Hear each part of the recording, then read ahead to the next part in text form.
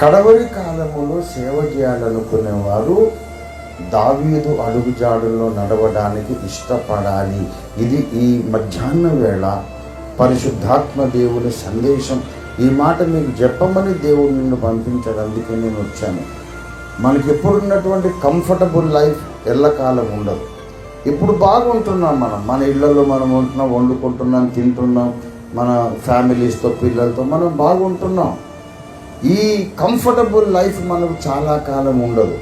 త్వరలోనే మనము దావీదులాగా సొరంగాలలో కొండ గుహల్లో దాక్కుని మొదటి శతాబ్దపు సంఘములాగా దాక్కుని శత్రుబాధ చేత ప్రాణభయముతో సంచరిస్తూ సువార్త చేయాల్సిన దినాలు రాబోతున్నాయి.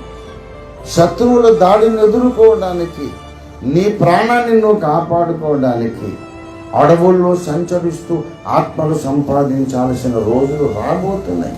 సేవ అనేది సుఖంగా జరిగే రోజులు ఇక మునుముందు రావు. సేవ అంటే ప్రాణాలకు తెగించడం, సేవ అంటే సావుకు సిద్ధపడడం, సేవ అంటే శరీర సుఖాలను త్యాగం చేయడం, సేవ అంటే క్షణక్షణం ప్రాణ భయంతో బ్రతుకుతూనే సువార్త ప్రకటించటం. అలాంటి ఉన్నతమైన సేవ కొరకు ప్రతి దైవజనుడు సిద్ధపడాలి.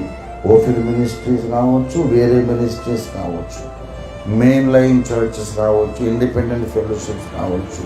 There is no discrimination, no difference at all.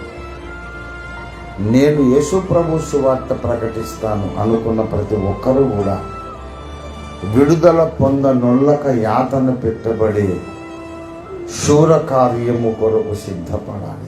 మేము దేవుని వలన శూర కార్యాలు చేస్తాం అన్నాడు దావీదు. ఏంటయ్యా శూర కార్యం? ఏమండి, ఎలుగుబంటును సింహాన్ని చీల్చాడు, కొట్టి చంపాడు, సరే బాగానే ఉంది. మరి సౌలు నిన్ను ఎదిరించినప్పుడు, అబ్షాలోముని మీద తిరుగుబాటు చేసినప్పుడు అడవులు పట్టుకొని తిరగల, అది విశ్వాసమే. సౌలు చేత తరమబడుచు కన్న కొడుకు చేత కుట్రకు బలైపోయి ఎదురు తిరిగి, ఆ కన్న కొడుకే ఎదురు తిరిగి దావీదును కుట్రకు బలి చేసినప్పుడు ప్రాణభయంతో అడవుల్లో సంచరిస్తూ దేవుని సంకల్ప ప్రకారమైన సేవ దావీదు చేశాడు. ప్రభునందు ప్రియులారా,